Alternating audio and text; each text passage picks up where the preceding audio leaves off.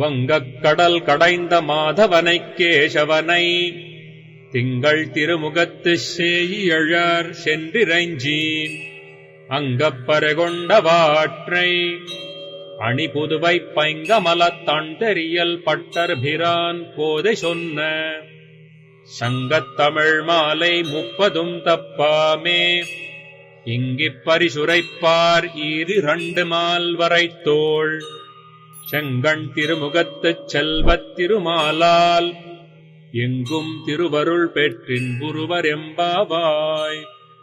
ఇప్పుడు 30వ పాసురం యొక్క భావం అంతరార్థం ఏమిటో తెలుసుకుందాం. ఈ పాసురం యొక్క భావం ఏమిటంటే, ఓడల గల పాల సముద్రమును దేవతల కోసం మదించి వారికి అమృతాన్ని ప్రసాదించిన వాడును, బ్రహ్మరుద్రాదులకు ప్రభువైనట్టి నారాయణుని చంద్రముఖులైన గోపికలు అలంకృతులై చేరి మంగళాశాస్త్రం చేసి గోకులం నందు పరై అను వంగతో స్వామి కైంకర్యమును పొందారు.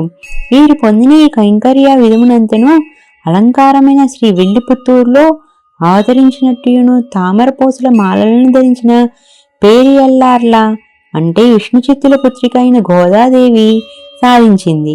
ఇది గోపికలు గుంపులు గుంపులుగా కూడి అనుభవించిన ప్రబంధమే ద్రవిడ భాషలో పాసుర రూపంగా ప్రవహించింది.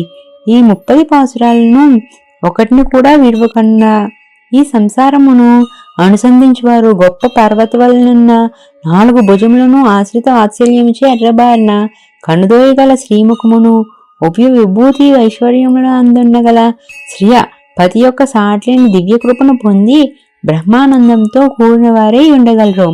శ్రీ గోదారంగనాథుల అవ్యాజ కృపచే ఈ తిరుప్పావై ద్రవిడ దివ్య ప్రబంధమును తెలుగున శ్రీ సూక్త మాలికగా ప్రవహింపచేసి పాడించుకున్న వారి దివ్య వాత్సల్యమునకు ఈ దాసుడు రంగనాథుడు ఆజన్మ కృతజ్ఞతాంజలి ఘటిస్తున్నాడు. శ్రీ సూక్తి మాలిక సంపూర్ణం. శ్రీ ఆండాళ్ దివ్య తిరువడిగల్లే శరణం. దీని అంతరార్థం ఏమిటంటే, ఈ ధనుర్మాస వ్రతంలోని 30వ పాసురం ఈ వ్రతాన్ని చేసిన వారికి లభించే ఫలాన్ని గూర్చి వివరించిన పాసురం. ఎన్నడో ద్వాపర యుగంలో రేపల్లెలోని గోపికలు ఆచరించిన కాత్యాయని వ్రతాన్ని శ్రీ ఆండాళ్ తల్లి కలియుగంలో తాను ఆచరించి ధరించింది. ఈ 30 రోజుల వ్రతానుష్ఠానం వలన భక్తి ప్రవృత్తులతో భగవంతుని సాన్నిధ్యాన్ని పొందవచ్చునని నిరూపించింది తల్లి. అత్యంత నిష్ఠతో ఆచరించిన ఈ వ్రతం వలన అజ్ఞానులు సైతం భగవత్ సాక్షాత్కారాన్ని పొందగలరని నిరూపించింది.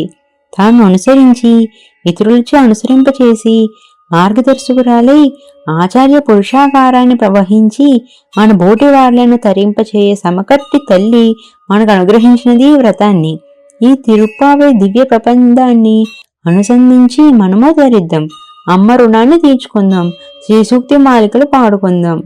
ఇంతటితో ఈ 30 రోజుల ధనుర్మాస వ్రతం పూర్తి అయినది. ఇంకా మరెన్నో సమాచారాలు తెలుసుకోవడం కోసం మా ఛానల్ని సబ్స్క్రైబ్ చేసుకోండి.